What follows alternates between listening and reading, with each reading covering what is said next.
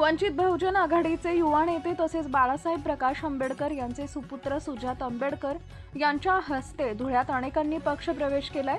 सुजात आंबेडकर हे धुळे दौऱ्यावर आले असता त्यांच्या उपस्थितीमध्ये जिल्ह्यातील विविध पक्ष संघटनांच्या पदाधिकारी कार्यकर्त्यांनी वंचित बहुजन आघाडीमध्ये पक्षप्रवेश केला आहे।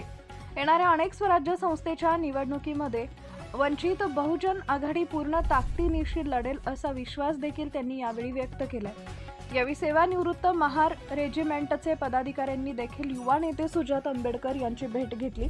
त्यांच्यासोबत जिल्हाध्यक्ष अरविंद निकम यांच्यासह शंकर अण्णा खरात आदी पदाधिकारी उपस्थित होते।